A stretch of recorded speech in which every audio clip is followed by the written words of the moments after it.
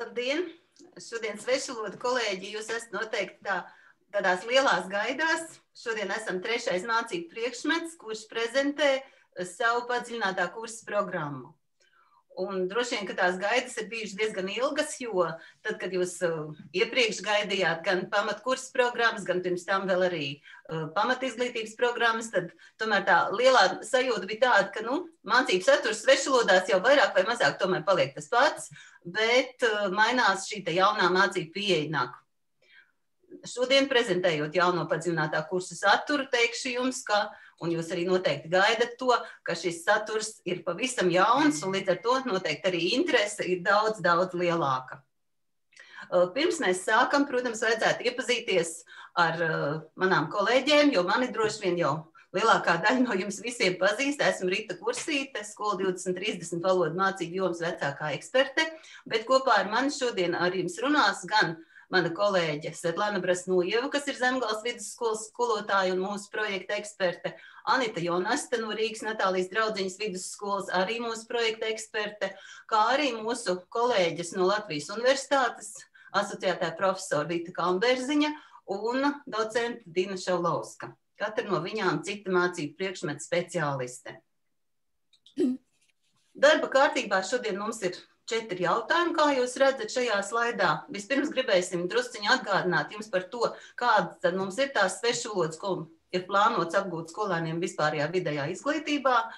Tad runāsim par literatūras un filmām, literatūras un filmu nozīmi valodu apguvē, par kursa svešvaloda 2 mērķiem uzdevumiem, šī te padziļinātā kursa mērķiem un uzdevumiem, par šī kursa saturu, gan par tematiem un to vērtēšanu, gan arī par ieteicamajiem mācību resursiem.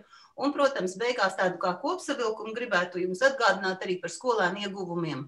To skolēnu ieguvumiem, kuri būs izvēlējušies apgūt šo kursu. Šeit ir viens programmas vāciņš, negribējās visus 4 likt iekšā, bet tātad programmas pieejams mūsu vietnē, mape skola 2030.lv. Un tātad varēsiet pamazām sākt ar tām iepazīties un droši vien pēc tam arī kādā no konsultāciju reizēm uzdot jautājumus par neskaidrajām lietām. Tātad atgādinājums par svešvalodām, kuras vispārējā vidējā izglītībā apgūstams pēc jaunā standarta. Tātad mums ir 2 obligātas svešvalodas, kas ir jāapgūst. Pirmā no tām tātad parasti noteikti tiks apgūta no līmeņa B1 līdz līmenim B2, un tas saucās mums pamatkurs ar nosaukumu svešvalodu 1.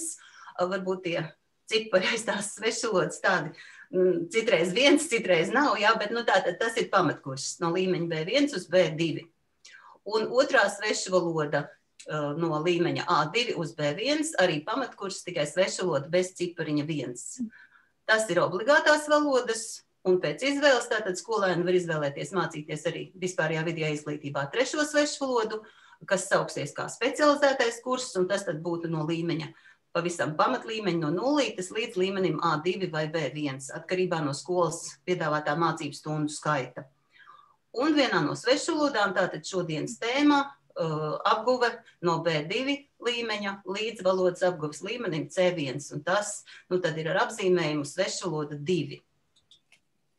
Šeit, šī slaidā varēsiet, ieraksts notiek, varēsiet pēc tam arī pārskatīt šo te webināru vēlāk, ja vajadzēs kaut ko precizēt un konkretizēt un kaut ko atkārtot, varēs arī jūs kolēģi noskatīties. Šī slaidā tad vienkārši atkārtojums par to, atgādinājums, cik stundas, kurai no svešvalodām vidusskolā vispārējā vidējā izglītībā ir obligāti plānotas. Bet tātad šis stundu skaits, kā te apakšā ir atsauce, var tikt mazliet arī mainīts. Tagad turpināsim par svešvaloda 2 kursa apguves priekšnosacījumiem, bet es pat tikai atcerējos, ka solīju jūs iepazīstināt ar savām kolēģiem, bet tā aizrāvos ar ievadu, ka pilnīgi aizmirsu. Tātad viņas pat nepaspēja pateikt jums labdien, tikai nosaucu viņu vārdus. No šīs vietas, tātad turpina mana kolēģi Svetlana, Zemgales vidusskolas skolotāja, un Svetlana mums ir krievu valodas kā svešvalodas speciāliste, un viņa paskaidros vairāk par šīm te atšķirībām, kādas ir angļu, vācu, franču valodas apguvei un krievu valodas apguvei vispārējā vidējā izglītībā. Lūdzu, Svetlana. Šajā slaidē jūs redzat šie 2 ceļi vai 2 līnijas, kā notiks ceļš no no B2 uz C1 līmeni. Angļu, franču un vācu valodai, tāpat kā krievu valodai, ir nepieciešams, lai startētu, ir nepieciešams B1 līmenis, kuru skolēni saņem beidzot pamatskolu. Krievu valodas gadījumā tie skolēni, kuri varēs saņemt B1 līmeni. Optimālai līmenī pamatkursu beidzot skolēni ar angļu, vācu un franču valodu saņems kursa gala vērtējumu un eksāmena atzīmi pēc izvēles. Krievu valodas gadījumā tas ir tikai gala vērtējums kursa beigās. Padziļinātai līmeņa kursu beidzot skolēni angļu, franču un vācu valodas saņems kursa gala vērtējumu un varēs kārtot eksāmenu C1 līmeni pēc izvēles, bet nav izslēdzams, viņiem ir arī dota iespēja saņemt B2 līmeni pēc eksāmena rezultātiem. Krievu valodas gadījumā skolēni varēs saņemt kursa gala vērtējumu un pēc izvēles varēs kārtot eksāmenu C1 līmeni. Arī šeit ir iespējams saņemt B2 apliecinošu dokumentu B2 līmenim. Viss ir atkarīgs no groza un obligātu padziļinātu kursu eksāmenu skaitā. Tas tā skaidrojumam. Bet tātad, ja kaut kas vēl nav līdz galam skaidrs, ja rodas jautājumi, atcerieties to iespēju, ka jūs varat rakstīt čatā, un mēs noteikti mēģināsim vai nu prezentācijas laikā vai prezentācijas beigās uz jūsu jautājumiem šodien arī paspēt atbildēt. Un tad mūsu nākošais punkts par literatūru un filmām šajā jaunajā mācību saturā. Un par to mums vairāk pastāstīs man kolēģi Vita Kalnbērziņa. Labdien, dārgie kolēģi, prieks jūs redzēt vismaz jūsu vārdus. Jāgaida, ka kādā brīdī būs iespējams redzēt arī jūs pašus, bet līdz tam te nu ir tas materiāls, pie kā mēs ļoti ilgi strādājām ar lielu centību un jāsaka arī mīlestību. Jo paši izmēģinājām un paši vācām darbus un paši analizējām. Un kādi tie pamat jaunumi ir tas, ka mēs domājam, ka bērni Latvijā svešvalodās ir sasnieguši tādu līmeni, ka viņiem nav jāturās tikai pie mācību grāmatām, un to jūs visi paši sakat un paši zinat, un visos semināros mēs dzirdam, jā, mēs jau to darām. Skolēni ne tikai mācās no mācību grāmatām, bet arī lasa.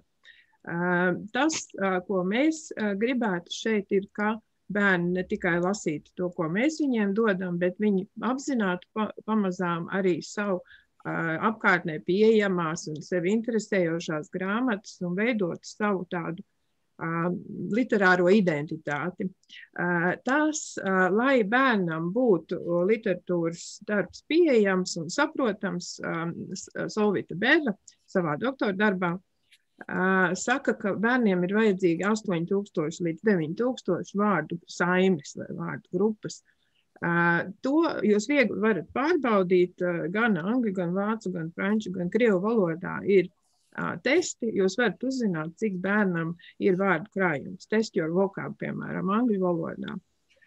Un es no savas pieredzes zinu, ka bērniem jau 10. klasē ir krietni dažiem pāri, dažiem nav pāri. Šim skaitam, kas mums te minēts, 8 līdz 9000 vārdu grupas.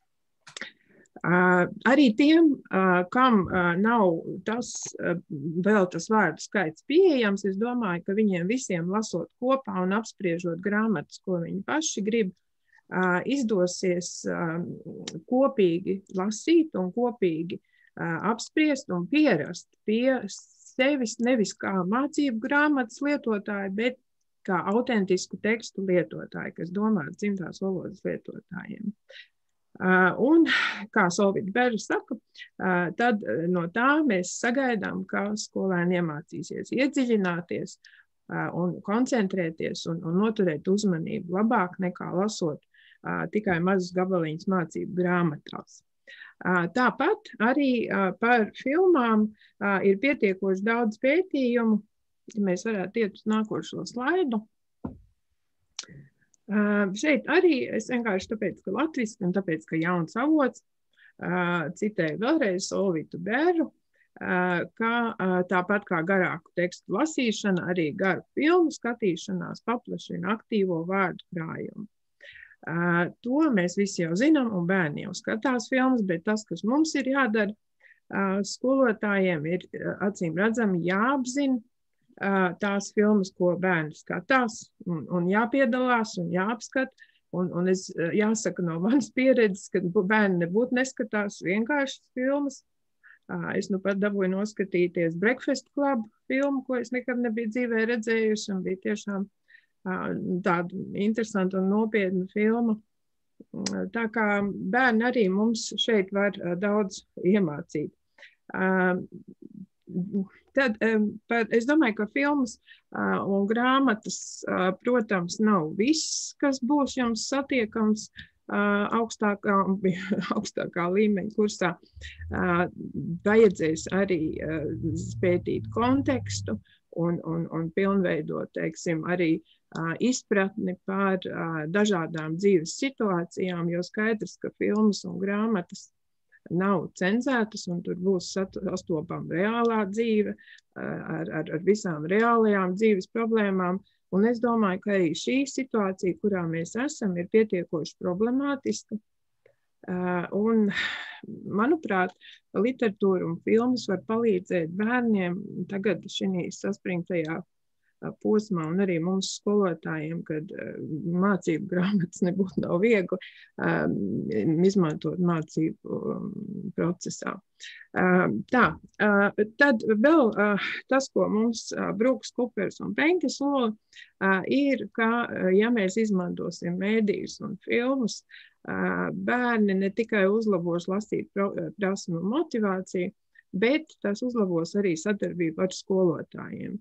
No savas pieredzes noteikti to var apliecināt, ka, ja bērni piedalās filmu izvēlē un apspriešanā, tad pavisam savādāka saikne veidojas, jo mēs it kā ienākam viņu pasaulē. Mēs redzam, kādi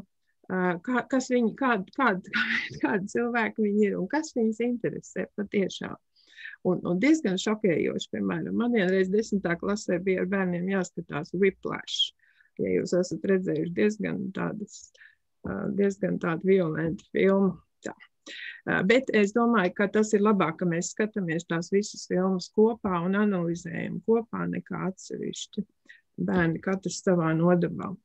Tā, iesim tālāk, lielās idejas tātad.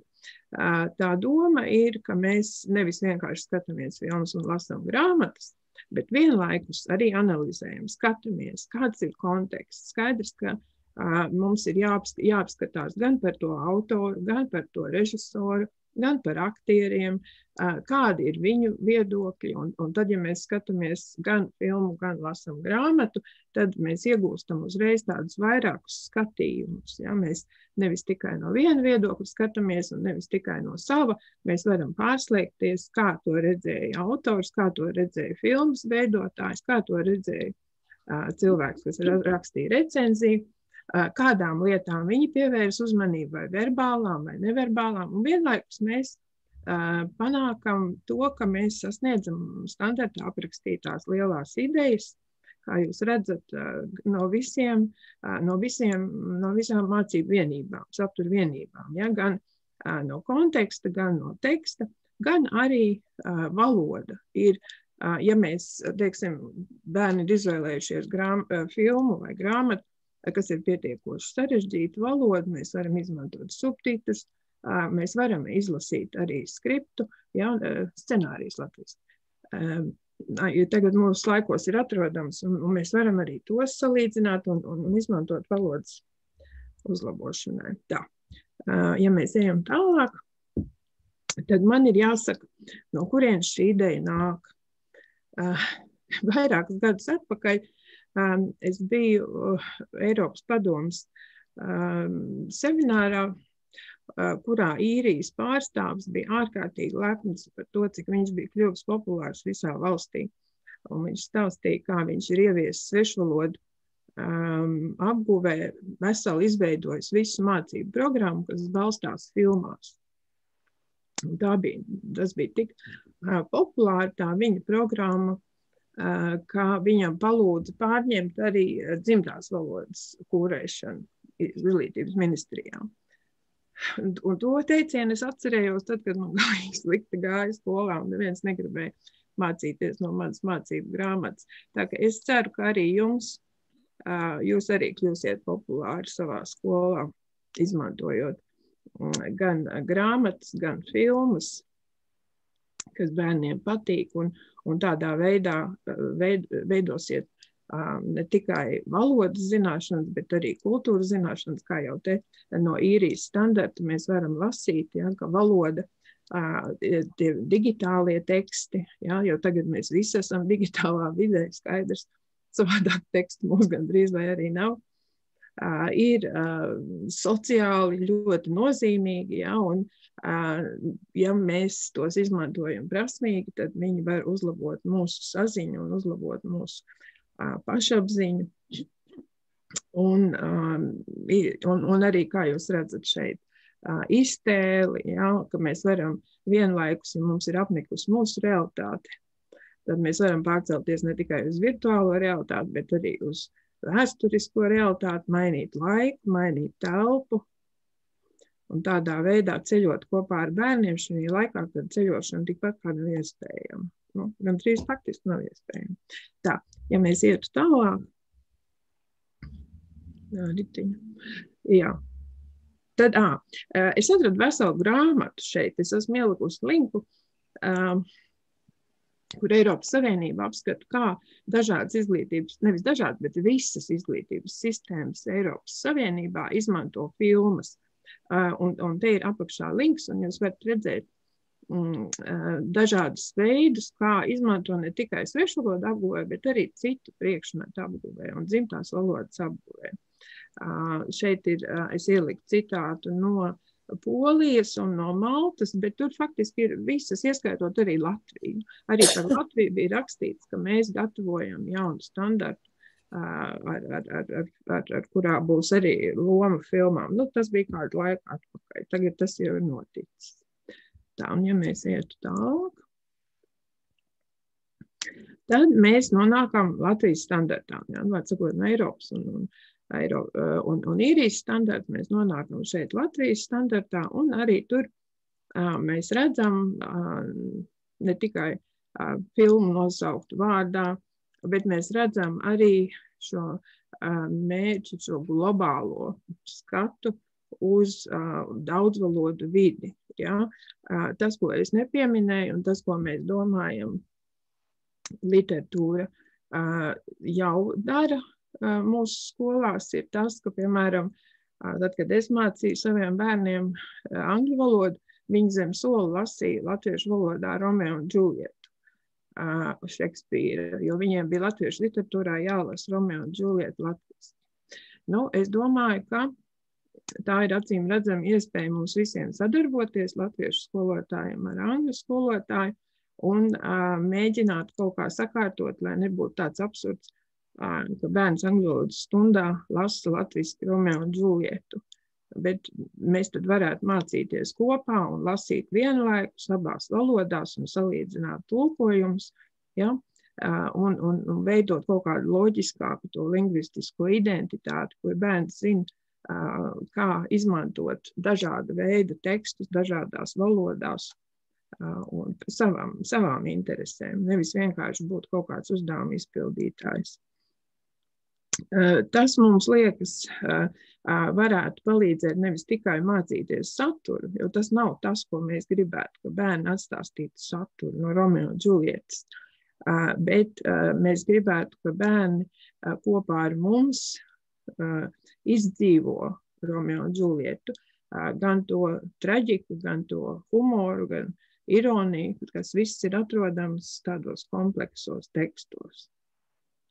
Un ja tas nav saprotams oriģinālā un vecangļu valodā vai Gētas teksta, tad mēs domājam, kā tas būtu iespējams ar latviešu valodas tulkojumiem izprast labāk.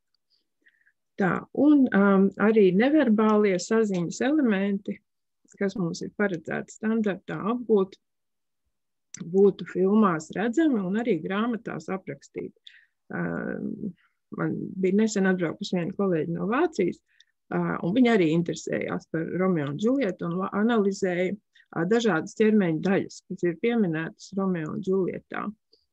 Piemēram, galva, acis, rokas, un savāca tos visus citātus un skatījās tā neverbālā daļa parādās vārdos tekstā.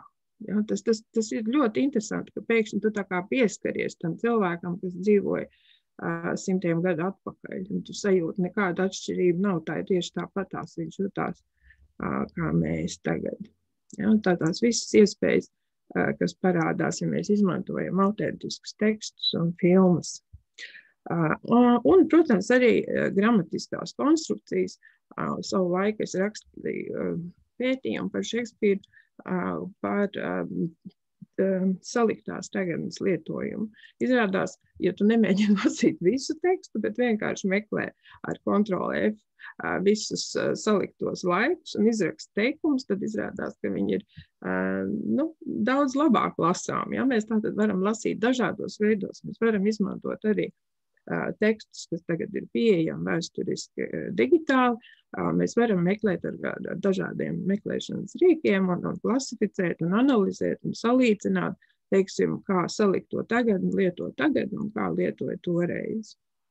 Ja, līdz ar to tas bērns nav tāds tā kā izpildītājs, bet viņš kļūst par tādu tā kā vēstnesi un tā kā pareģi, kas tad notiks tālāk ar salikto tagad, ja jau viņi ir pazudusi tik ļoti un izplēnējusi no tiem laikiem, kas tālāk notiks. Ja? Tātad tā stila specifika arī mums šeit parādās praktiskā darbībā, nevis kaut kādās tehniskās definīcijās. Un ja mēs ejam tālāk, tad mēs redzam arī caurvijas, ja, ka mēs mācam vienlaikus bērniem izvēlēties. Tas izvēle ir ārkārtīgi sarežģīta prasme, jūs par to esat domājuši. Tas ir jāmācās. Ja? Tas ir jāmācās. Mēs nevaram vienkārši teikt, ņem un izvēlies. Kopīgi mums ir jāmācās meklēt kritērijus, un tas jums arī ir standartā rakstīt, apspriest kritērijus, pēc kuriem mēs izvēlamies. Vienlaikus mēs domājam arī, kādi bija tie apstākļi, kuros dzīvoja šie raksturi, kuros dzīvoja rakstnieks pats vai filmas veidotāji.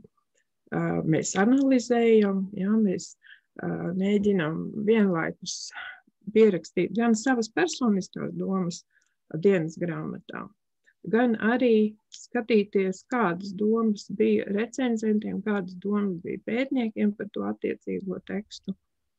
Mēs izmantojam visas savas digitālās prasmes, lai lasītu tekstus un veidotu vizuālus tekstus paši. Ja, es gan nezinu, kā stēdi referātu var izgatavot tiešsaistes tekstā. Tas ir kaut kas, ko es vēl neesmu izdomājis. Bet es ceru, ka līdz tam laikam, kamēr mēs nonāksim līdz stenda referātiem, mēs drīkstēsim arī visi pulcēties kopā un apskatīt savus stenda referātus. Skaidrs, ka var jau droši vien veidot kaut kā online arī izlīmēt kā reklāmas. Nu jā, un tātad savu pētījuma izveide, sava konferences veidošana, tas viss veido šo jaunradi un uzņēmēju spēju bērnā praktiski darbojoties ar valodu un sadarbojoties ar saviem skolotājiem, ar savu skolotāju un faktiski saviem skolotājiem, jo tur būs vajadzīgi dažādu skolotāju palīdzību, lai visu to paveiktu, ko man kolēģi jums tūlīt stāstīs. Mēs ejam tālāk. Tātad, kurš svešvaloda 2 mērķus un uzdevums skolotāji. Tagad jau mēs esam nonākuši konkrēti no standarta jau pie paša kursa mērķa. Jā, tātad doma nav vienkārši skatīties grāmatas, to mēs bērniem sakam. Mēs lasām grāmatas, skatāmies filmas paši, mēs zinām, ka tanī laikā bērni padziļina svešvalodas prasmes un apgūst pasaules kultūras mantojumu un iegūst prasmes saziņai starptautiskā vidē. Mēs zinām, ka bērni mācās analizēt daudzvalodu un vēsturiskus tekstus un kontekstus. Mēs saprotam, ka mēs mācāmies veidot skaidru, labi strukturētu, noteiktam stilam un saziņas nolūkam atbilstošu runu un tekstu. Nekas nav mainījies. Tāpat mēs mācām akadēmisku angļu valodu. Ja? Izprast un lietot plašu vārdu krājumu un gramatiskās konstrukcijas apgūstamajā svešvalodā. Ja? Tātad tie ir tādi lieli, milzīgi mērķi. No vienas puses tas viss pasaules plašumā, bet no otras puses visā precizitātei līdz pat vārdam un gramatiskai struktūrai. Tā kā jūs redzat, viss plašs pasaules lauks ir jūsu priekšā tagad. Man jau pēc 2 minūtēm sākās lekcija, tā kā es no jums atvados. Liels paldies, Vita, par šo ievadu daļu. Steidzies pie saviem studentiem. Un tālāk tieši vairāk par kursa Svešvaloda 2 saturu mums stāsta Dina Šavlovska. Paldies kolēģei Vitai Kalnbērziņai par tik iedvesmojošiem vārdiem. Tik tiešām tas lēmums piedāvāt literāros darbus kā pamatu valodu apguves turpinājumam nebija tik viegls, bet mēs kā arī skolotāji, docētāji, kas māca svešvalodas, mēs apzināmies arī ļoti būtisku apguvē grūtību. Kaut kādā ir diezgan viegli mācīt iesācējiem, ja viņi ātri iet uz priekšu, bet varbūt kaut kādā B1 plus B2 līmenī notiek tāda stagnācija, kad mācību grāmata vairs neinteresē, kad tiešām viss nonāk līdz kaut kādam atkārtojumam, un tam bērnam ir ļoti grūti iet uz priekšu. Un tad ir tas risinājums mainīt stratēģiju, mainīt mācību pieeju un piedāvāt skolēnam kļūt par aktīvu apguvēju. Es jums tagad noprezentēšu konkrēti tos darbus, to algoritmu, ko mēs piedāvājam šī kursa ietvaros. Un tie materiāli, ko jūs redzēsiet slaidos, tie ir iekļauti programmā, un ar tiem jūs varēsiet arī pēc tam iepazīties, un noteikti es ceru, ka jums arī patiks ar tiem strādāt. Tad mūsu mērķis šajā kursa ir ļoti augsts, ir C1 līmenis, bet, protams, mēs apzināmies, ka ne jau visi skolēni, kuri pieteiksies uz šo kursu, būs sasnieguši B2 līmeni. Tad šīs kurs un viss tas algoritms, viņš ir domāts kā tāda elastīga struktūra, kura ļaus katram apguvējam attīstīt savas valodu prasmes. Un mēs arī, es domāju, ka mēs visi zinām, ka tas apguvējs, kurš ir ļoti motivēts, viņš arī varēs ātrāk iet uz priekšu. Viss kurs balstās uz tās idejas, kā mēs kopā ar skolēniem pētam, veidojam apjomīgus un ļoti dažāda veida tekstus. Un tie teksti, tad viņi ir tie posmi, tie artefakti, kā mēs jau pieredām tos nosaukt, ja? Tad tie darbi, ko bērns visa kursa laikā ievieto savu portfolio, viņi tagad ir uz jūsu slaida, ja? Un tagad mēs pakāpeniski iziesim cauri visiem šiem darbiem. Visa kursa laikā, mēs varam iet tālāk, visa kursa laikā mums ir ļoti svarīgi atbalstīt arī skolēnu iesaisti kursā. Un tieši tāpēc programmā jūs atradīsiet šo tabulu ar prasībām kursa apguvēji.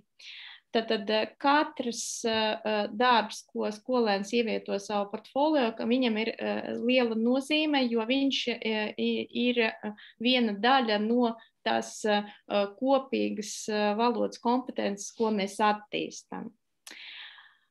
Kādi tad ir kursa sasniedzamie rezultāti? Tāpat kā visos mācību priekšmetos, arī svešvalodās vērtējam ne tikai zināšanas, bet arī prasmes. Mēs arī sagaidām, ka sekmīgi pabeidzot šo kursu, skolēns būs spējīgs pilnvērtīgi darboties daudzkultūru un daudzvalodu vidē, ka viņš attīstīs savas problēmu risināšanas prasmes attiecībā uz dažādu tekstu uztveri un producēšanu. Sākam tātad izpētīt tos darbus un arī vērtēšanas kritērijus tiem darbiem. Tātad skolēns, tīpaši vidusskolā, ir, vai viņam ir jābūt atbildīgajam apguvējam, kurš ne tikai seko skolotāja norādēm, bet viņš arī pats aktīvi strādā. Tieši tāpēc kolēģe Vita Kolmberziņa stāstīja par to, kā skolēnam ir jādod iespēja izvēlēties to tekstu, ko viņš grib lasīt, vai to filmu, ko viņš grib skatīties, jo no tās individuālas pieejas arī rodas tā motivācija iedziļināties tekstā. Mēs piedāvājam sākt ar to, ka katrs klases skolēns viņš atnāks uz nodarbību ar izvēlēto grāmatu, kurai ir ekranizējumi, ko viņš noreklamēs klases priekšā. Un visai klasē ir jāizvēlas literārais darbs, ko klase lasīs kopā un kādus ekranizējumus viņi skatīsies. Te jūs redziet vācu, franču un krievu valodas piemērus. Angļu valodas programma jau ir pieejama, jūs varēsiet iepazīties. Ja? Kāpēc mums tas ir vajadzīgs? Tad mums vajag attīstīt gan skolēnu prasmes, bet arī viņiem sadarbības prasmi. Un mēs arī piedāvājam ne tikai izvēlēties vienu darbu kopīgai lasīšanai, bet ja pēkšņi tavs darbs netiek izvēlēts, tad ir piedāvājums arī individuāli izlasīt to otro darbu. Tad mēs novērtēsim arī individuālu dalību tam bērnam. Kas attiecas uz vērtēšanas kritērijiem, katram darbam, ko mēs piedāvājam, mēs uz priekšu, mums jāiet. Man izskatās, ka man internets ir tagad mēreni pakāries. Jā. Varat pārslēgt slaidus?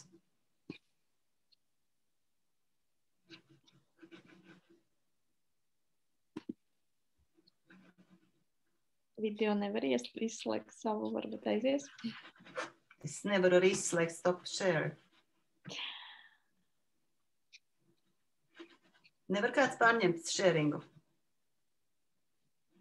Mēģinu.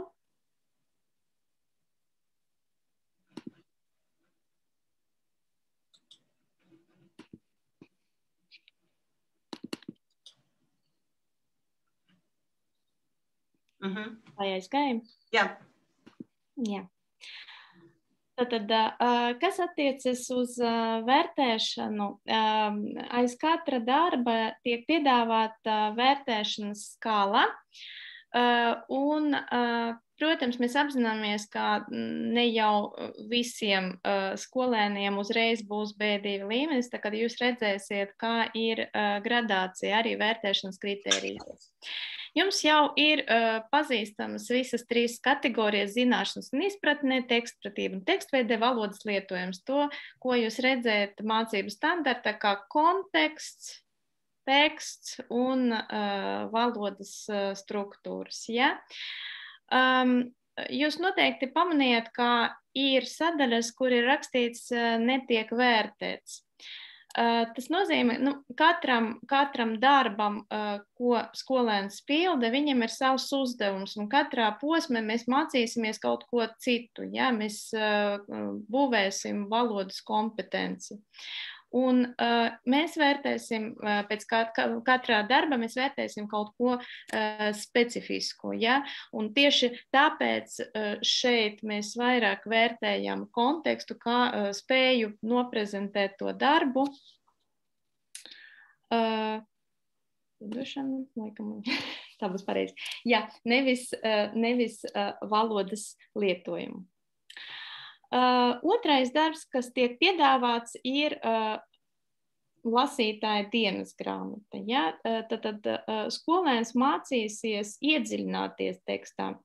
Mēs visi zinām, ka skolēni viņi daudz lasa, viņi ļoti daudz laika pavada sociālajos tīklos, viņi ļoti daudz lasa, bet ir būtiski zudusi tā prasme iedziļināties un lasīt nevis ātri, paskriet tekstam cauri, bet lasīt, domājot par vārdu izvēli, domājot par tēliem, ko mēs redzam, domājot par aprakstiem, ko mēs lasām. Un tieši tāpēc mēs piedāvājam pētīt šo tekstu kopā, lai arī analizētu paralēli vēsturisko kontekstu. Ja? Un, protams, ir ieteicams arī papildināt literāra darba lasīšanu ar kaut kādiem, varbūt, kaut kādām dokumentālām filmām vai vēsturiskiem dokumentiem vai kaut kādiem rakstiem. Un šeit jūs varat pamanīt, ka lasītāja dienas grāmatu vērtēšanas kriterijos netiek vērtēts valodas lietojums. Es gribētu paskaidrot, kāpēc. Lasītāja dienas grāmata, kā jebkura dienas grāmata, ir ļoti tāds intīms teksts, privāts, kurā mēs izsakām savas domas pār tekstu. Un tieši tāpēc mēs gribējam vairāk koncentrēties uz apguvēja spēju būvēt savu tekstu, saprast cita tekstu un izprast kontekstu. Trešais darbs ir kādu izvēlēto fragmentu tulkojums. Te ir viens piemērs no franču valodas programmas. Ja? Tad, kādi ir mūsu mērķi šajā posmā? Mēs nekadā gadījumā nemācām ne literatūras teoriju, ne arī tulkošanas teoriju, bet mēs mācām atkal iedziļināties tekstā un mēs mācām pievērst uzmanību vārdu izvēlēji. Es domāju, ka kolēģi jūs piekritīsiet, ka svešvalodu skolotāji, kas pārzina vairākas valodas, mēs esam varbūt dažreiz vairāk uzmanīgi ar tiem vārdiem, ko mēs redzam un ko mēs lasām. Un tad mūsu mērķis parādīt arī mūsu apguvējiem, ka katram vārdam ir sava vieta, katram vārdam ir sava nozīme. Programmā jūs atradīsiet arī piemēru, kā var strādāt ar fragmentiem, ar tulkojumiem. Un man ir jāatzīst, ka mēs arī pirms mēs aprobējam šos uzdevumus uz apguvējiem, mēs aprobējam uz darba grupas, uz mums pašām. Un šis bija tās uzdevums, kuru pildīšana bija visjautrākā. Jo visas kolēģis metās virsū tām tekstām un cīnījās par savu tulkojumu variantu, skaidroja, kāpēc tieši šo vārdu vai kāpēc tieši tādu konstrukciju vajadzēja lietot. Un šeit nekadā gadījumā nav runas par pareizo variantu. Šeit mēs gribam iemācīt mūsu apguvējiem, kā aiz katra vārda, aiz katras gramatiskas konstrukcijas stāv ideja, ko autors grib pateikt. Ja? Kā ir jāuzmanas arī ar vārdiem. Es došu vārdu manai kolēģei Annitei Jonastei. Labdien! Es turpināšu iepazīstināt ar uzdevumiem vai tematiem šajā padziļinātajā kursā. Un mans uzdevums būs jums paskaidrot, kā mēs iztēlojamies ekranizējuma analīzi, jeb kāda kino recenzija. Kā pats nosaukums rāda, šis nav vienkārši filmas satura izklāsts vai kopsavilkums par redzēto. Tā ir recenzija, tātad nopietnas rakstu darbs, kura forma un saturs jau iepriekš ir jāizpēta, jāsagatavojas šī darba rakstīšanai. Es domāju, ka mums skolotājiem pašiem arī būs interesanti ar skolēniem kopā izpētīt, noskaidrot, kāda tad ir laba recenzija, kur balstās patiesu informāciju un kādus materiālus varam izmantot, kādus labāk nē. Nu, tur mums visiem būtu kopīgi jāpastrādā, lai skolēni varētu sagatavoties kino recenzijai. Šeit ir parādīts slaidā viena no mājas lapām, kurā var iepazīties ar dažādu autoru recenzijām, viedokļiem par filmām un arī par grāmatām. Un kas šajā ir tāds pilnvērtīgāks, ka šeit ir arī statistika redzami procenti. Protams, tā nav vienīgā mājaslapa, kurā var iegūt informāciju par dažādām, par recenzijām un kā smelties informāciju par tām. Katrai valodai, katrai svešvalodai ir savas mājaslapas. Vācu valodā, piemēram, ir filmu recenzija Junen.de, ir arī kino Zeit.de, gan jau, ka ir vēl kādas citas, un skolēni paši arī varēs atrast un ieteikt savus variantus. Bet tam būtu nepieciešama kopīga analīze, lai izvēlētos tiešām vispareizāko pieeju šī darba rakstīšanai. Nākamo lūdzu. Jā, nu tad mazliet iepriekš jau tika jums stāstīts, kāpēc tieši filma un cik daudz tas var dot gan valodas, gan citu prasmu pilnveidošanā. Nu, šeit tieši par filmu mazliet tuvāk.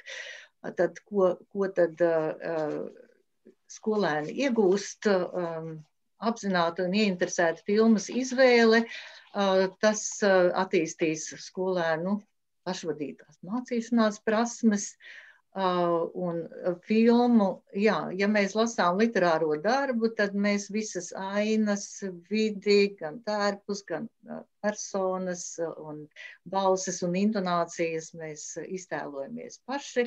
Mums ir tikai teksts priekšā, bet skatoties filmu, šis rakstiskais teksts kļūst jau redzams, dzirdams, sajūtams, un ja mēs ar tādu attieksmi skatāmies filmu, un pie tam, lai šo vizualizēto tekstu salīdzinātu ar to, ko esam iepriekš lasījuši, un par ko mums jau ir savi priekšstati, tad mēs jau sākam skatīties uz filmu kritiski, un arī filmas saturu tādā veidā tomēr izprotam dziļāk. Pievēršam uzmanību gan runātajam tekstam, balsī, tembram, intonācijām, redzam attēlu, redzam vidi, redzam arī operatora darbu caur kameras kustību, un to visu mēs varam salīdzināt gan ar saviem priekšstatiem, gan ar iepriekš lasīto tekstu.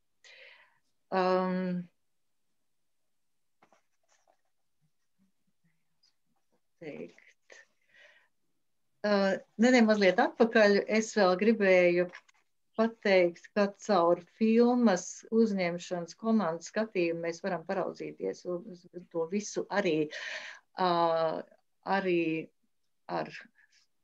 uz to starpkultūru kontekstu. Piemēram, ja darba autors ir no vienas valsts, no vienas zemes, bet filmas uzņemšanas grupa ar savu skatījumu ir pilnīgi no citas kultūras un citas vides un varbūt pat no cita laikmeta, tad šis citādais redzējums mums dod iespēju arī izprast labāk tās vairākās kultūras.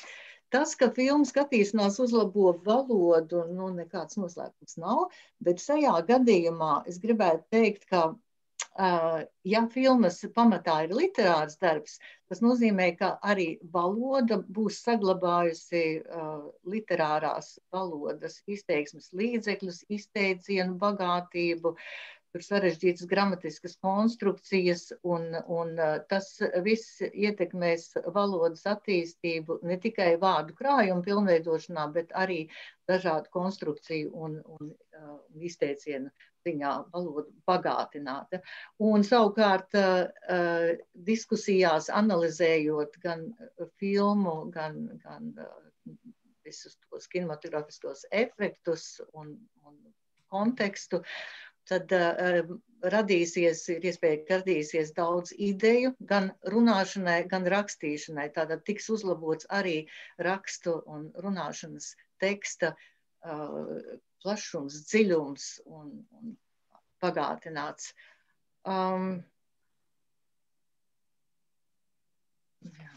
Idejas tātad, un, protams, šādā veidā izprototu kino valodu, mācoties kritiski skatīties filmas un dos iespēju pilnveidot nevien valodu, bet arī tās filmas skatīšanās iemaņas visa mūža garumā, pilnveidojot arī pašam sevi. Ja?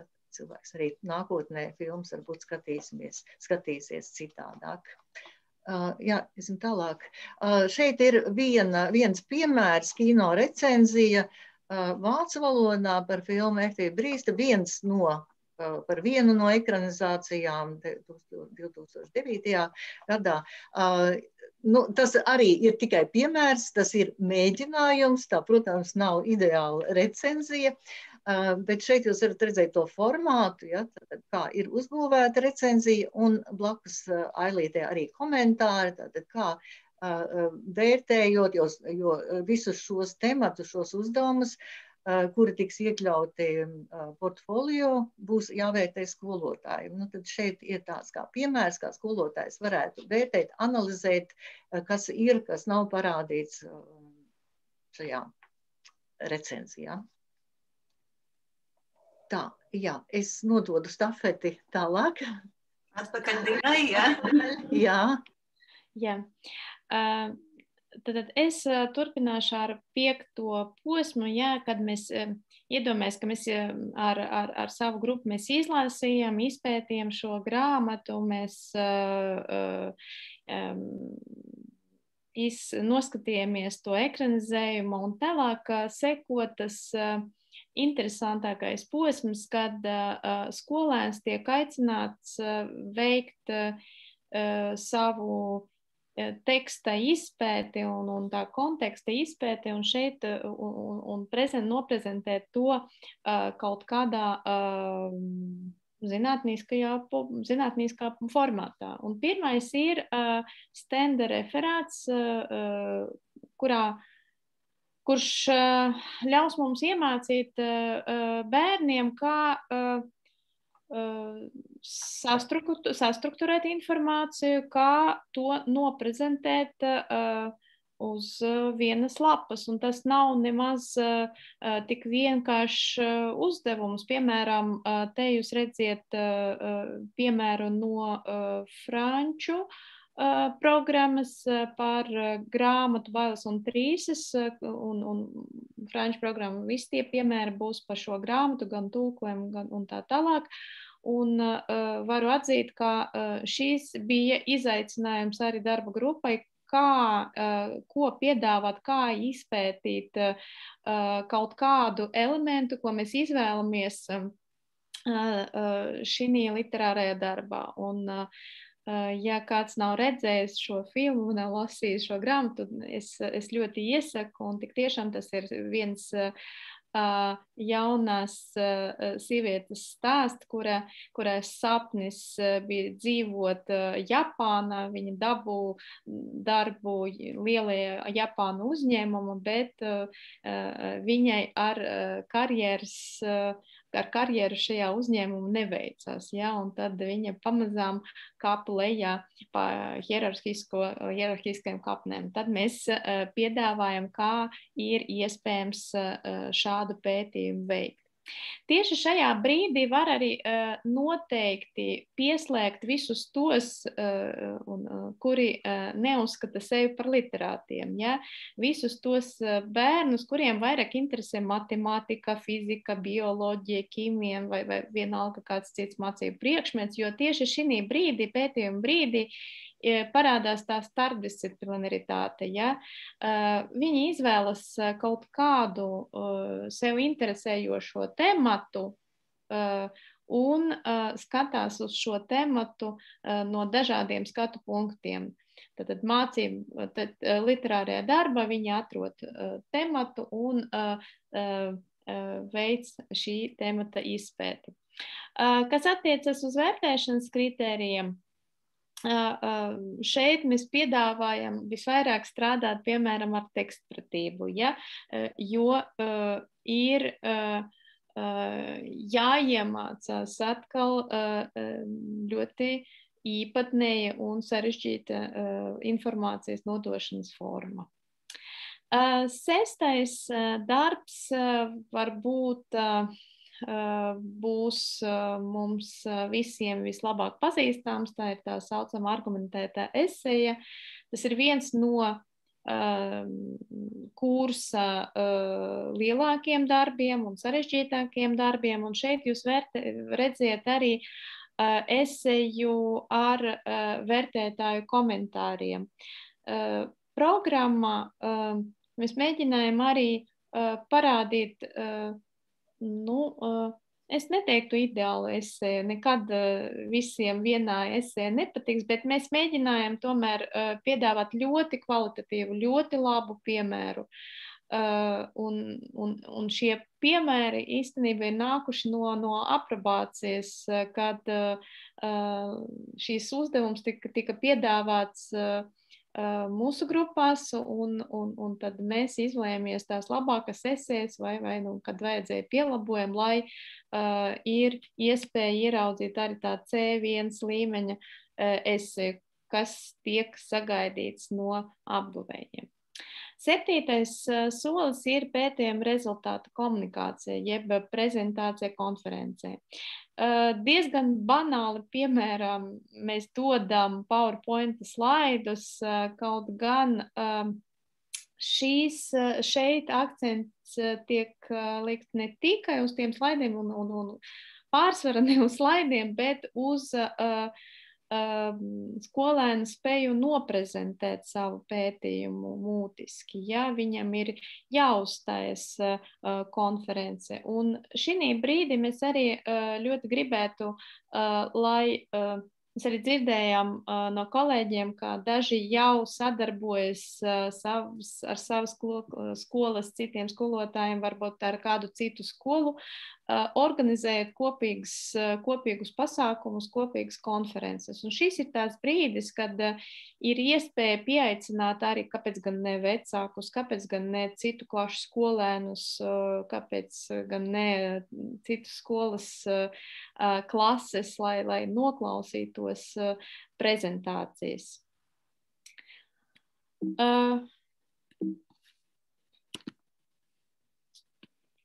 Ņemot vērā, ka šīs darbs, tāpat kā esē, ir ļoti apjomīgs un ļoti nozīmīgs skolēnu attīstībā, te jūs redziet, ka visas ailītes ir aizpildītas, un mēs pēc iespējas pilnvērtīgi novērtējam skolēnu zināšanas.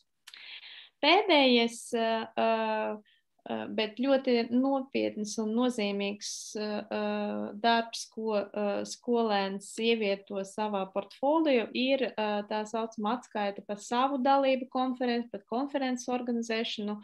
Un mums ir svarīgi nevis, kā skolēns atķeksē, ko viņš bija darījis tīri formāli, ja, bet lai viņš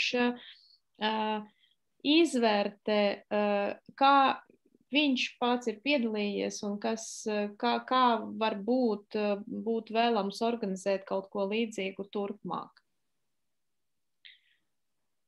Domāju, ka es dodu vārdu.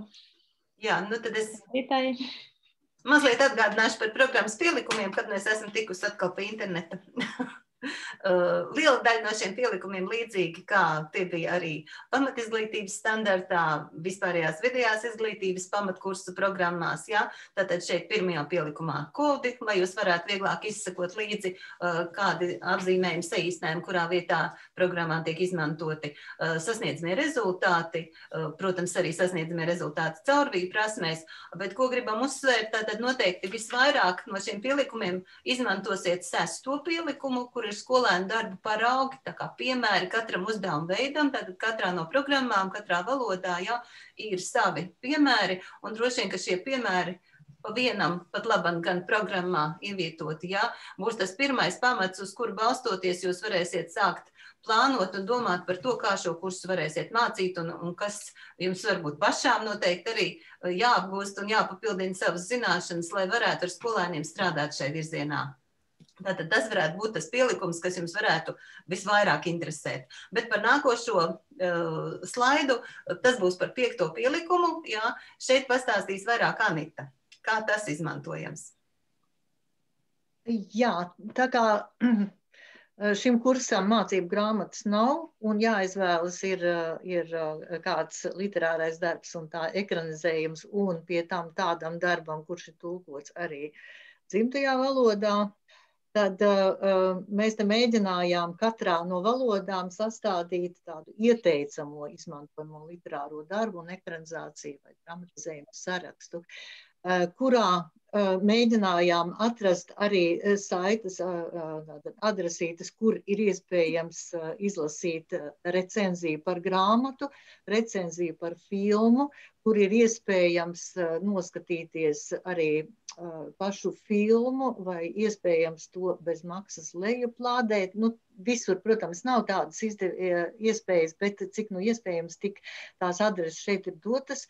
Arī vēl tāda sadaļa kā klausāmās grāmatas vai e-grāmatas. Visur ir arī dotas adreses pēc šīs tabulas, dotas adreses, kurās ir iespējami eventuāli citas kaut kādas grāmatas vai filmas, kur meklēt vai informāciju par to.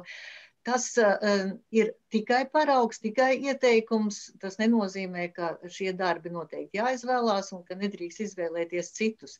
Protams, šeit ir vācu valodas tabuliņa. Nu, vācu valodā ir noteikti grūtāk nekā, piemēram, angļu valodā, jo netik daudzas grāmatas ir tulkotas, kuras ir arī ekranizētas un ar filmu lejuplādēšanu vācu valodā. Vispār ir sarežģīts, ja? Zinu tie, kas māca vācu valodu, bet, piemēram, e-grāmatas un klausāmās grāmatas, tur pirmais avots, kur to var dabūt, tas ir Geits institūta bibliotēkā, kur arī online daudz kas ir.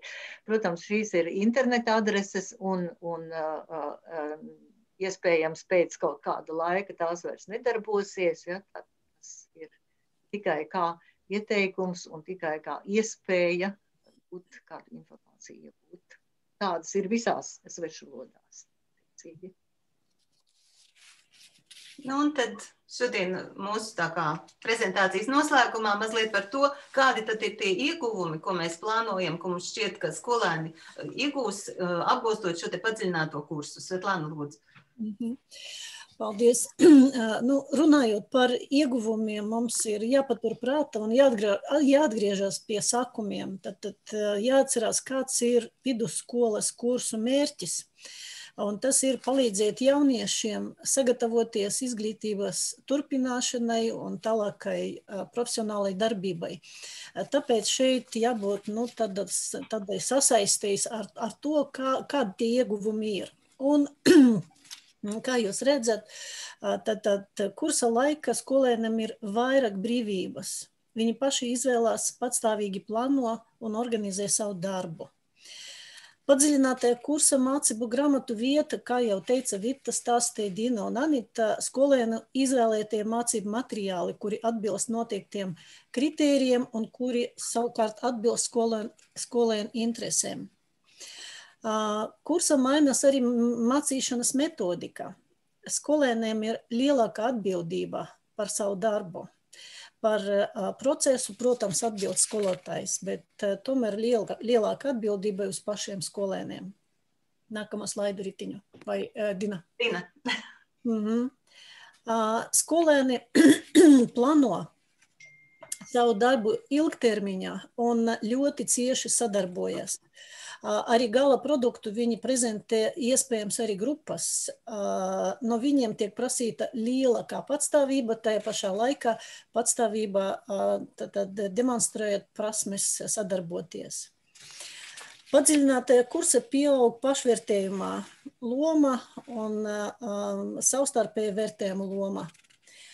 Mainās mācību saturs, apgūstamās valodas tiek salīdzinātas, un šeit būs neapšaubāmi lielāka sadarbība arī nepieciešama no skolotāja pusi, gan ar skolēniem, gan savā starpā, skolotāja starpā. Un viss varbūt ir neparastākais šajā kursa beigas, tas ir skolēnu radītais produkts. Viņš nav tikai rakstītais teksts, bet daudzveidīgas teksta formas, par kuriem stāstīja Anita, Dita, Dina. Un no savas puses man vēl gribējas teikt, ka arī skolotājiem šeit būs jauna pieredze, vēl līdz šim nezināma, nebijusi un visnotaļ ļoti interesanta un neparasta. Veiksme visiem šajā kursa realizācijas darbā.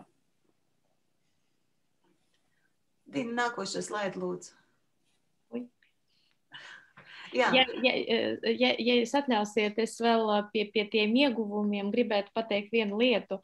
Protams, mēs visi gribam, lai viņi iemācās pēc iespējas labāk to svešvalodu, bet tie jau ir lielie cilvēki, ja viņiem jau 18. Es domāju, ka mums arī jādomā par to, man, piemēram, būtu liels prieks, ja es mācītu bērnus un ja, kad viņi beigtu skolu, viņi tomēr turpinātu lasīt literatūru apgūstamajā valodā. Es domāju, ka tas būs liels ieguvums, ja mēs panāksim to, kā cilvēki lasīs vairāk. Paldies, Dina. Un tad mazliet pašās beigās no mūsu puses tāds atgādinājums arī par šo te atbalstu, jo es skatos čatā, sekoju līdz jūsu jautājumiem, mēs centīsimies uz tiem tūlīt arī sākt atbildēt. Bet pāris skolotājs bija atzīmējušas, ka es jau pati vēl neesmu tādu profesionālu recenziju lasījusi, nevis lasījusi, bet rakstījusi. Ja?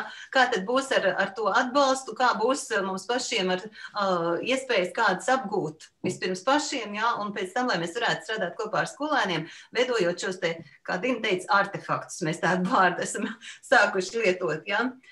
Tātad pat labam. No šī slaida redzat, ka mēs esam izveidojuši padziļināto kursu programmu paraugus. Esam trešie svešvalodnieki, kas prezentē, bet tātad tuvāko nedēļu laikā tiks prezentētas visas padziļināto kursu programmas. Un šajās programmās, kā jau minējām, ir arī vērtēšanas uzdevuma piemēri, tātad piemēri, kādi varētu būt šie skolēnu darbi. Bet, kas būtiski, tātad padziļināto kursu skolotājiem, tiem skolotājiem, kuri plāno strādāt ar saviem skolēniem un mācīt padziļinātos kursus, ir tātad ieplānoti kursi, tos organizēs projekts Skola 2030, tie būs 72 stundu ilgi kursi, tātad ļoti apjomīgi, un es domāju, ka šajā laikā noteikti būs iespēja visiem skolotājiem, kas piedalīsies kursos, arī iziet cauri visiem šiem te artefaktiem un izspriest un izvēlēties, kā labāk un kā vieglāk un kā izdevīgāk varētu būt arī strādāt ar tiem skolām savā klasē. Un mācības, kā šeit redzat rakstīts, sāksies šī gada vasarā. Kopā 1800 skolotājiem šādi kursi ir ieplānoti. Bez tām tiek izstrādāti arī metodiskie ieteikumi šo padziļināto kursu īstenošanai. Būs modulis, pašmācības modulis arī e-vidē.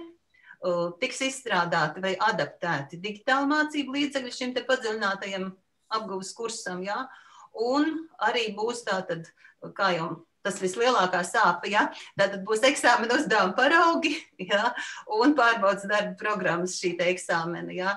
Par ko skolotāji visvairāk mēdz uztraukties. Bet būs izstrādāti arī patstāvīgā projektu darba ieteikumi, ja? Tātad, vai tas būtu pētnieciskais, jaunrads vai sabiedriskais darbs, kā to izstrādāt un kā to vērtēt, jo tas arī ir liels jaunums vidusskolā, kad paralēli šiem te padziļināto kursu programmām tiks prezentēta vēlāk arī tā ideja par to, kā varētu notikt šis te projekta darbs, jo tas tiek plānots kā atsevišķs kurs 70 stundu apjomā skolēniem. Nu, tas tā no mūsu puses viss, un tad droši vien nākamais tas slaids, ko Dina jau bija parādījusi, ja?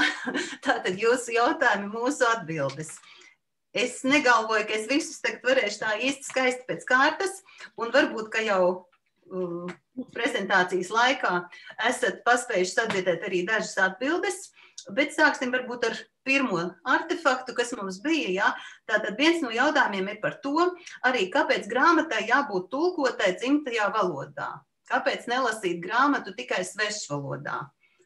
Varbūt Dina var sākt, un tad kolēģis piemetinās. Jā, labprāt.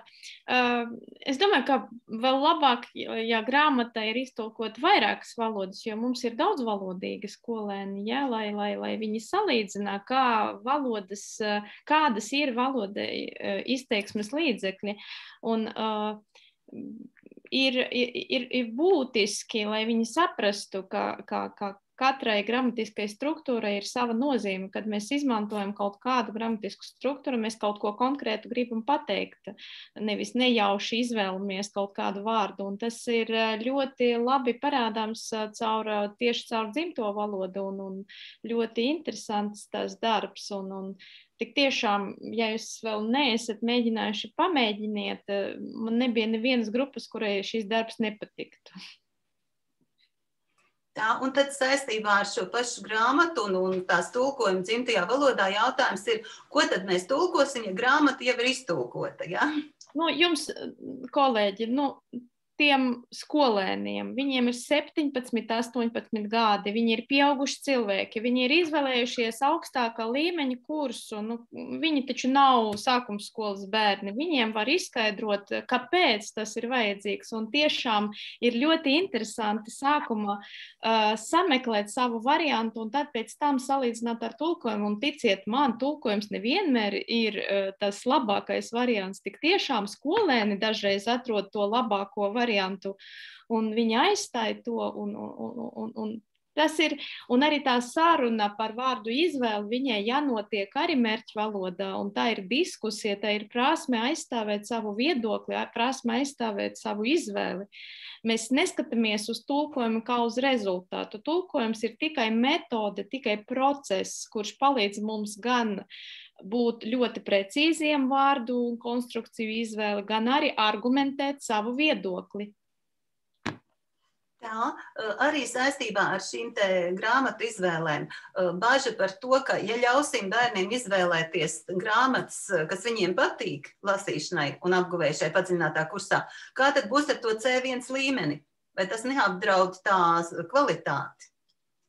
Tur atkal, es drīkstu atbildēt, tur atkal ir atbildības sajūtas izveide, jo kad mēs taču nemetam virsū viņiem to uzdevumu, kāda grāmata jums patīk. Nē, viņiem ir jābūt atbildīgiem, jo tai grāmatai ir jābūt ekranizējumai, tai grāmatai ir jābūt tulkojumiem, tai grāmatai ir jābūt interesantai klases biedriem. Tur ir diezgan daudz kritēriju, lai izvēlētos to mācību grāmatu.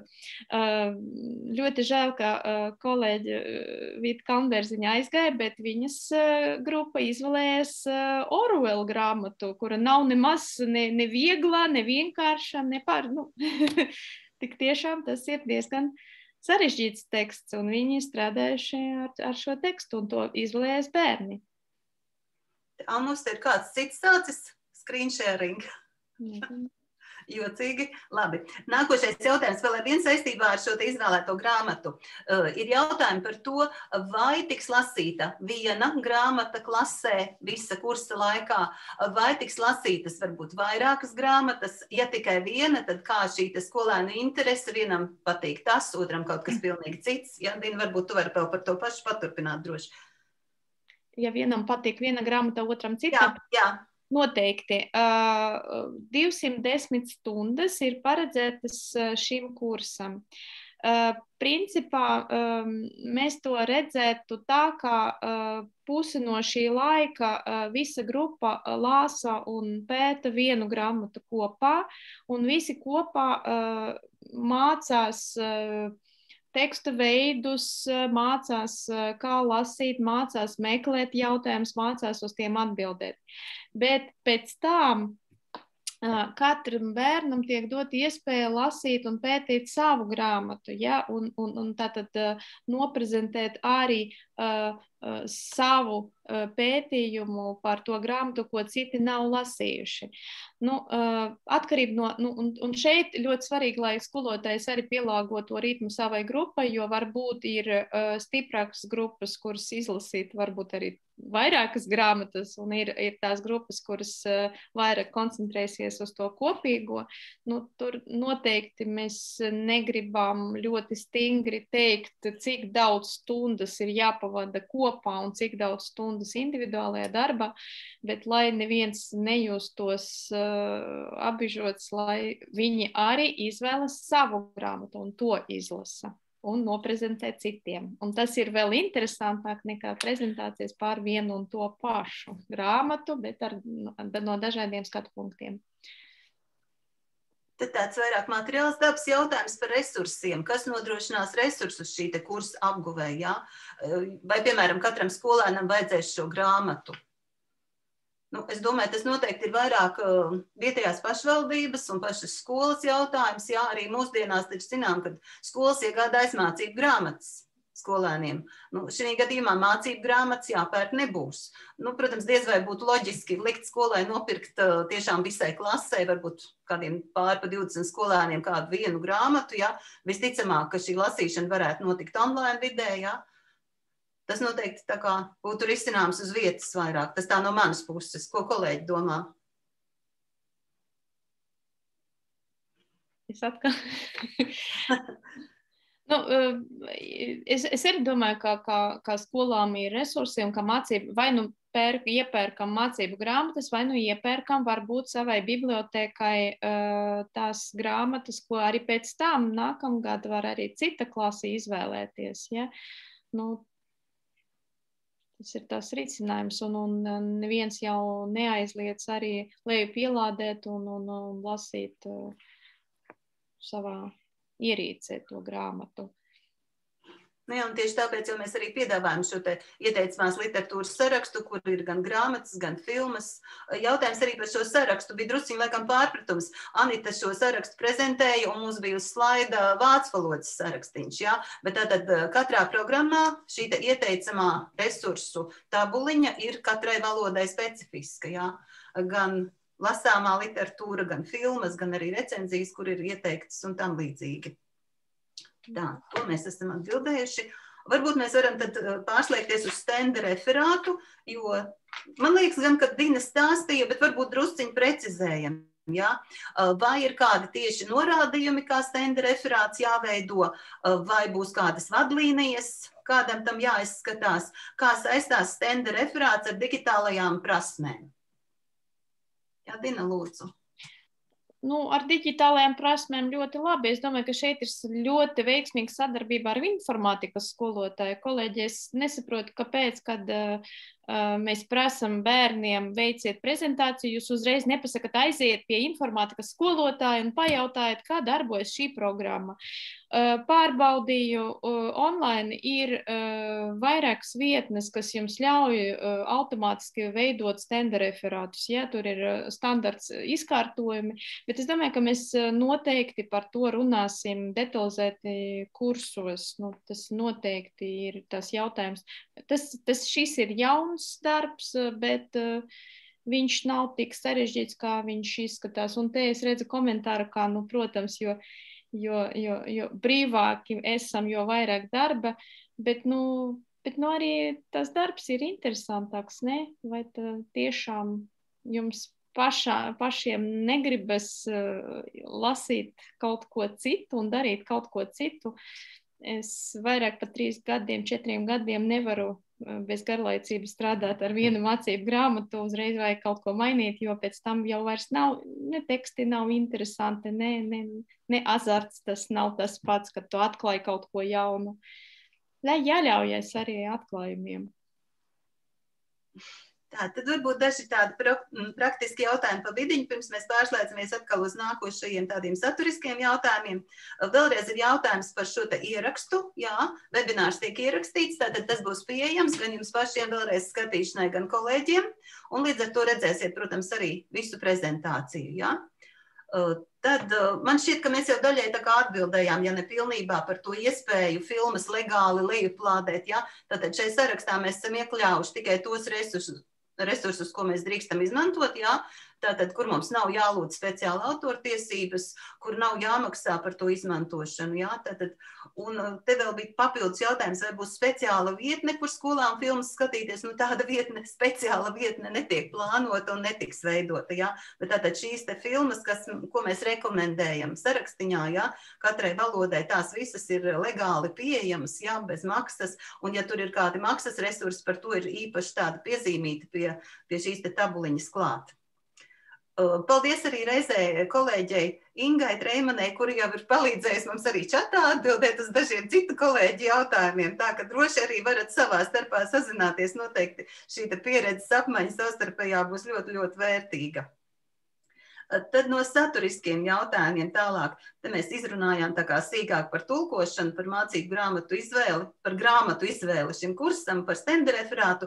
Ir jautājums arī par to, kā tad īsti ar to konferenci. Vai tai konferencei jābūt ir skolas ietvaros, vai šo konferenci organizē tātad pašvaldība, vai šai konferencei jābūt ir tādā republikas mērogā, kā pat laban ir lielie, kā mēs sakām, ZPT konkursi, jā. Tātad lūdzu par to, kolēģis, kur varētu sākt. Anita, varbūt. Nezinu, vai es būšu tik... Nu, tad pārējās papildināsim. Es arī varu. Es domāju, ka ļoti laba konference var būt arī ar ļoti mazu grupu. Šobrīd es strādāju universitātē, mēs organizējam tādus seminārus, kad studenti stāsta par saviem pētījumiem. Es domāju, ka tas ir tas minimums, kas mums jāpanāk, lai savas grupas ietvaros viņi noprezentē savus darbus. Bet ņemot vērā, ka vairākas skolas šo darbu veiks, ir vērts sameklēt partnerus, ar kuriem sadarboties. Un es domāju, ka tie kursi, ko organizēs projekts, ir tās brīdis, kad jūs arī varēsiet iepazīties ar kolēģiem, ja vēl nepazīstat kādus, un tad sameklēt sev partnerus, ar kuriem var kopīgi organizēt konferenci. Jā, vai savā skolā, ja ir vairākas klāšu grupas, vai ar blakus esošo skolu, vai ar citu pilsētas skolu. Un tur tālāk ir jādod iniciatīva arī tiem skolēniem, ja jums ir aktīva grupa, lai viņi arī iesaistās organizēšanu, lai viņi arī pieaicina pašvaldību, ja no viņiem nāks tā iniciatīva, lai viņi iesaistās, nevar jau skolotājs visu darīt, viņiem pašiem arī jāiesaistās. Tā, tad varbūt praktisks tāds jautājums par portfolio veidošanu.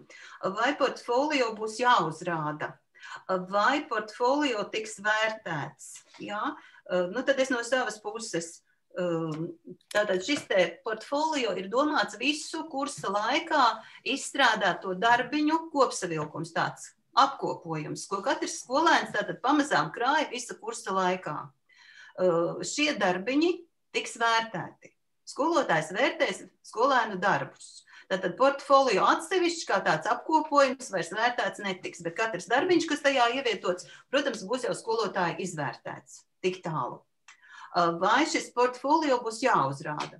Pat labam es jums varu izstāstīt tikai to, ka tiek plānots, es nevaru jums apsolīt, jā, bet tiek plānots, ka šos portfolio varēs augšuplādēt, tātad valstiskā mērogā, jaunajā sistēmā, kas tiek pamazām izstrādāta, Un tad šie portfolio varētu būt pieejami arī tā saucamajai mentoring, ja? Nevis,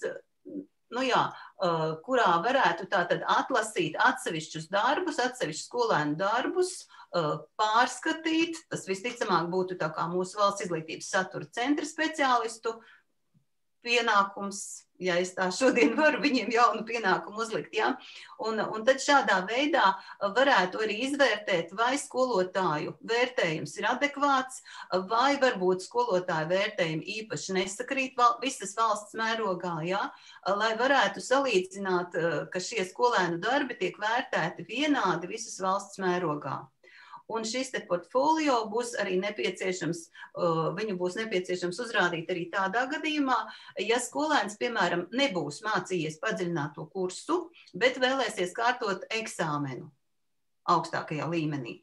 Līdz ar to viņam vienkārši būs jāuzrāda savu darbu portfolio, ka viņš arī nemācīdamies šo kursu varbūt kopā ar klasi, bet individuāli apgūst šo vielu un ir izstrādājis šos te materiālus. Es ceru, ka es atbildēju, ja kolēģiem kaut kas varbūt ir papildināms šeit. Tā. Tad nākošie jautājumi, cik man izskatās, ko mēs vēl neesam atbildējuši. Mazliet vairāk jau ir par kaut ko drusciņu citu. Ja jūs pamanat, Anita, Sveta un Dina, ja jūs pamanat čatā kaut ko vēl saturisku tieši par padziļinātā kursa saturu, lūdzu, tad piebilstiet, ja? Es mēģināšu tagad ātri atbildēt uz tiem jautājumiem, kas ir tā kā drusciņi prom no kursa satura. Ja?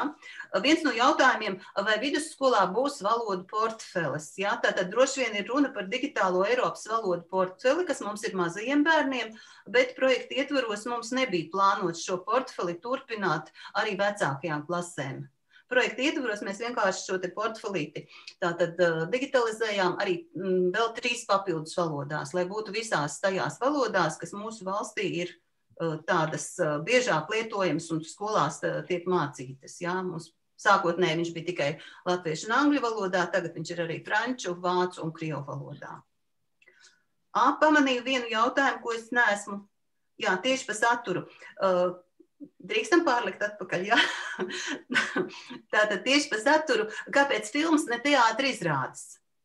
Var arī būt teātra izrādes. Jā, noteikti. Tas ir, mēs runājam par ekranizējumu, iestudējumu, un nekadā gadījumā neaprobežojam izvēlē tikai ar to vienīgo literāro darbu un tikai ar to vienīgo ekranizējumu. Noteikti ir jāpapildina arī ar citiem materiāliem, lai izpētītu pilno kontekstu.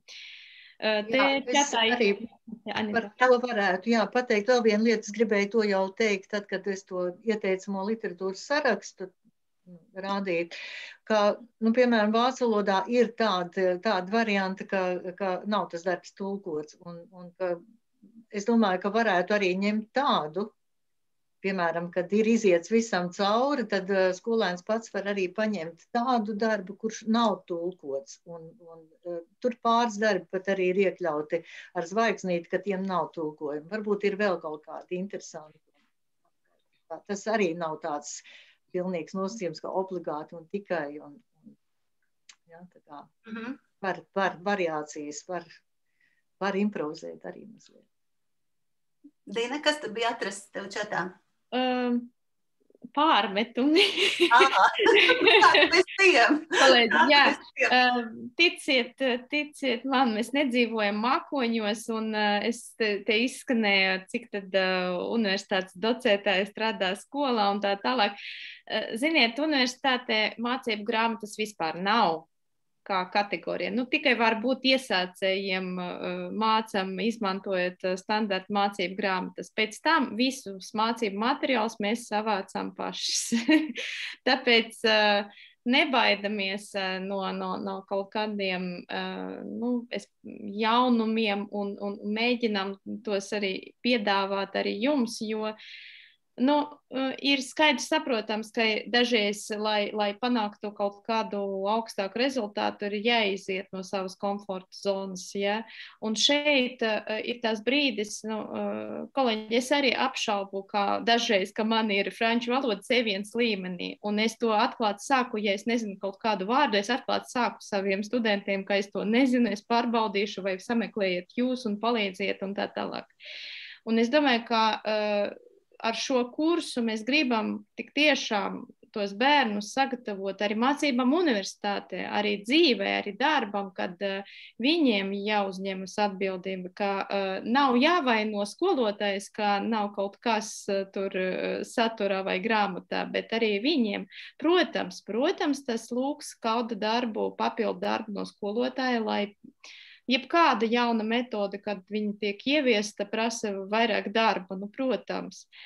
Bet es ļoti ceru, ka jums, tāpat kā mums, patīk literatūra un ka jums būs prieks arī no tā, ko jūs izlasīsiet jaunu vai ko jūs redzēsiet jaunu kopā ar saviem skolēniem. Un tad saistībā ar Dīnas komentāru skatos, ka tev vēl viens ir komentārs, vai varētu būt, ka kursam vēl nav zināms gala iznākums, un tā tad nav zināms, kāds izskatīsies valsts pārbaudes darbs. Nē, es tā īpaši negribētu piekrist, ka nav zināms, kāds izskatīsies valsts pārbaudes darbs. Valsts pārbaudes darba programmas mēs veidojam, jā, un nebūs tā, kad mācīsimies kaut ko uz mākoņa saižot un galīgi nezināsim, kā tas beigās tiks pārbaudīts. Te ir vairāk jautājumi par eksāmeniem un par eksāmenu rezultātu interpretāciju. Varbūt es ātri iziešu tiem cauri un kolēģis tad piebildīsies, kaut ko aizmirsīšu pateikt. Ja? Pirmais jautājums ir par pamatskolas eksāmenu un jautājums par to, vai svešvalodas eksāmenā 9. klases beidzot tiks piešķirti līmeņi valodas apguves. Mēs par to esam jau ļoti daudz runājuši, un galvenais iemesls, kāpēc mēs nepiešķiram šos te līmeņus, ir tas, ka, protams, 9. klases eksāmens netiek vērtēts centralizēti. Līdz ar to mēs nevaram nodrošināt pilnīgu objektivitāti, lai visiem skolēniem varētu godīgi piešķirt atbilstošu līmeni. Ja? Tas varētu būt iespējams, bet tas, protams, būtu ļoti dārgs process. Varbūt tas ir nākotnes jautājums. Tik daudz. Tad jautājums par to, kāds izskatīsies optimālā līmeņa eksāmens. Arī par to esam tagad jau vairāk kārt gan webināros, gan konsultācijās runājuši. Tad optimālā līmeņa eksāmens būs ļoti līdzīgs kā līdz šim. Tas būs balstīts uz valodas prasmēm. Optimālā līmeņa eksāmenā, kas ir uz līmeni B2, netiks iekļauti C1 līmeņa jautājumi, un optimālā līmeņa eksāmena paraugu saņemsiet augusta beigās. Jā, tātad gan eksāmena programmu pašu, gan arī uzdevumu piemērus visās 3 svešvalodās, jo optimālā līmeņa eksāmenu piedāvāsim tikai Eiropas Savienības valodās, tātad angļu, vācu, franču. Tas ir par optimālo. Man šķiet, ka es atbildēju, ja palika kaut kas par to. Tad par eksāmenu pielīdzināšanu.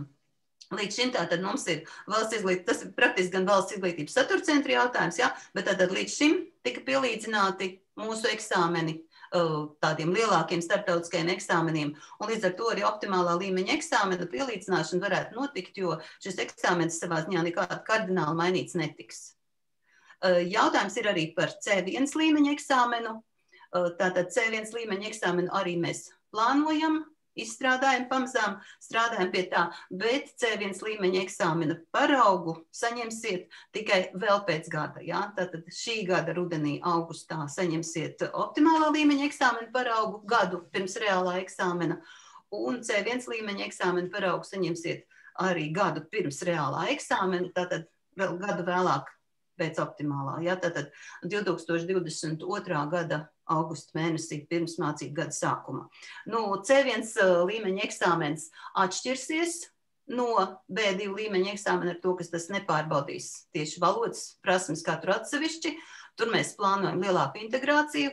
Līdz ar to, vai valsts izglītības satura centrs pielīdzinās mūsu C1 līmeņa eksāmenu, kuram tādā gudrā vārdā runājot, konstrukts būs atšķirīgs no starptautiskajiem tādiem atzītiem C1 līmeņa eksāmeniem, tas ir liels jautājums, jo tur jaunais standarts neparedz šādu te neparedz tādas prasības, tieši kādas ir līdz šim mums starptautiski atzītajos citos eksāmenos, kas ir tātad līdzīgi, kas pamatā balstās uz valodas prasmi pārbaudi. Dina, vai es nesastāstīju kaut ko nepareizi? Tā, man šķiet, ka, jau mēs būtu... Vēl ir jautājums par B2 un, ja nesasniedz B2 līmeni, liekot optimālā līmeņa eksāmenu, vai tad paliek bez dokumenta? Tur bija par to B1 arī. Jā, Nē, līdz šim mēs jau arī vairāk kārt esam stāstījuši, ka ārzemju eksperti mums pārmet, ka pašreizējā vidusskolas beigšanas eksāmenā svešvalodās mēs dodam 3 valodas apguves līmeņos skolēniem šīs te apliecības certifikātus, ja, ka tas nav pareizi, un tātad turpmāk šis te B2 līmeņa eksāmens arī, tātad, ja eksāmens būs nokārtots atbilstoši B2 līmeņa prasībām, tad skolēns saņems B2 līmeņa apliecinājumu, bet ja nē, tad nē. Es varbūt uzdrošināšos vēl izstāstīt drusku tā kā mierinājumam, ja mēs esam ievadījuši sarunas projekts ar Valsts izglītības satura centru par to, ka skolēni, kuri mācās 2. svešvalodu vidusskolā un arī tomēr vēlētos novērtējumu savām valodas zināšanām, un, protams, viņi visticamāk nevarēs sasniegt B2 līmeni 2. svešvalodā, ja viņi īpaši daudz laika neveltīs šīs valodas apguvēja papildus 1. svešvalodai. Tad mēs uzsākām sarunas, un pirmā atbilde bija diezgan pozitīva, ja, ka arī Valsts izglītības satura centrs varētu piekrist, ka 9. klases B1 līmeņa eksāmenu vidusskolēni, kuri gribētu to kārtot kā 2. svešvalodā, varētu to kārtot centralizēti, tātad atbildes tiktu centralizēti savāktas, jā, tiktu centralizēti labotas, un tad varētu arī būt runa par to, ka tiek piešķirts certifikāts apliecinājums par B1 līmeņa sasniegšanu. Tas būtu tā kā izejas variants, jā, jo eksāmens tāpat tiek veidots, jā, vienīgā atšķirība, ka būtu jālabo centralizēta tā daļa tiem skolēniem, kuri vēlētos saņemt šo te līmeņa atzinumu. Es esmu palaidus tagad garām visus pēdējos čata ierakstītos jautājumus. Ir lūgums, mums laikam šodien ienāca ļoti daudz jautājumu, ir lūgums varbūt apkopot tās atbildes mājaslapā, varbūt. Jā, visticamāk, ka mēs esam pārsniegti pusotras stundas laiku. Bet, kolēģi, te ir izskanēja arī vēlme, un es ļoti labi saprotu, ka skolotājiem arī gribētos iziet kvalitatīvus mācamās valodas kursus, ja, bet, tas viss, kolēģi, bet tas viss ir mūsu rokās, bet, tik tiešām mēs, ka pieaugušie cilvēki neatrodam veidus, kā mēs paši uzlabojam savas svešvalodas zināšanas, un es domāju, ka šīs kurs, jā, tas ir izaicinājums, tik tiešām, jā, ir jāmācās darīt kaut ko jaunu. Jā, ir jāsagatavo daudz materiāli. Apmācība notiks, un mēs mēģināsim parādīt, ko mēs darām, kā mēs to darām un kā mēs to redzam. Bet šīs kurs, ko jūs vadīsiet, tas arī būs iespēja attīstīt katras savas individuālas valodas prasmes, jo mēs jau visi zinām, kā mēs vislabāk mācāmies, kad mēs skaidrojam citiem, un vienreiz izskaidroju, otru izskaidroju, trešu jau pats sapratu, ja? Un es domāju, ka tas būs tas ieguvums arī tiem skolotājiem, kuri iesaistīsies šajā sarežģītajā, bet interesantajā darbā. Un tad vēl ātri varbūt uz tiem pāris pēdējiem jautājumiem, kur es redzu, ka ir pārpratums, vai tiešām tad jaunais C1 līmeņa eksāmens, viņa rezultāti netiks atzīti ārzemēs, arī pat labāk netiek atzīti. Tie skolēni, kas vēl studēt ārzemēs, lielākoties viņi visi kārto vai no IELTS, angļu valodā, piemēram, ja, vai arī DSD eksāmenu. Tā ka tur nekas jauns nav. Mēs esam pārāk maza valsts, lai mūsu eksāmenu lielā pasauli ņemtu vērā. Piedodiet, bet vai cik viņš ir kvalitatīvs? Labi. Man šķiet, jā, ka ja mums vēl palika kaut kas neatbildēts, tad mēģināsim to atbildēt tiešām savā mājaslapā. Skatos, ka kolēģi jau raksta paldies. vārdus. Paldies tiem, kam likās noderīgi, paldies tiem, kas saka, ka bija skaidrāks daudz, kas palika pēc šīs te tikšanās, un lai jums veicas tad darbos, un tad tiksimies droši vien, ka tālāk izglītības kursos skolotājiem. Visu labu! Visu labu! Visu labu! Uz redzēšanos!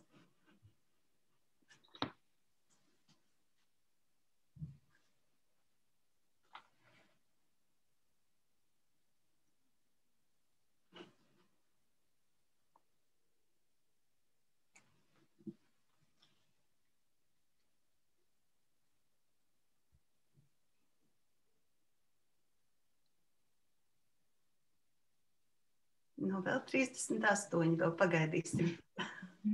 36. Aha. 30.